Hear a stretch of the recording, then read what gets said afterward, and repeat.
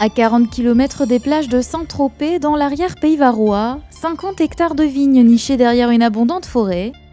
Elles ont été plantées dans les années 80 autour du château Les Crostes. Bienvenue dans la demeure du prince Félix et de la princesse Claire, qui ont élu domicile ici, il y a 8 mois. C'est un héritage de la part du père de ma femme. Et moi j'ai toujours dit, quand on reçoit un héritage, il faut l'entretenir. Une des choses que j'ai toujours voulu faire, c'est travailler avec la nature, travailler avec la terre. Se réveiller ici durant la semaine et de savoir qu'on travaille avec un terroir et un endroit, une propriété aussi belle, ça donne envie de travailler tous les jours. Leur résidence est historique, le château date du XVIIe siècle. À l'époque, on cultivait l'olivier, avant qu'un investisseur français décide d'en faire un vignoble, il y a 30 ans. Aujourd'hui, ce sont 300 000 bouteilles qui sont commercialisées chaque année. On limite même la culture des cépages à 45 hectolitres par an.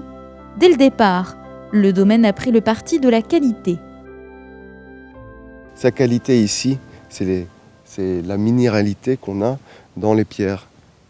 On est sur un plateau de calcaire.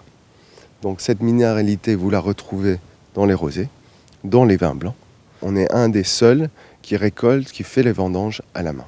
Et ça a à voir avec la qualité également, parce que l'œil humain peut dire cette grappe, elle n'est pas à complète maturité, donc on ne va pas la prendre. Le rosé fait la part belle au rouge et au blanc, puisqu'il représente à lui seul 75% de la production. Une production riche et variée, très appréciée chez les restaurateurs locaux et de plus en plus commercialisée au Luxembourg. J'ai toujours dit, Luxembourg c'est mon petit diamant. Donc de là, évidemment qu'on a envie de faire connaître surtout un produit qu'on adore et qu'on aime. Je bois très rarement d'autres vins, sauf des vins blancs luxembourgeois. Donc c'est normal, on a envie de faire connaître son produit qu'on aime aux gens qu'on aime. Dans quelques mois, le couple princier verra naître son premier enfant, à qui il confiera peut-être un jour aussi la clé du domaine Château Les Crostes.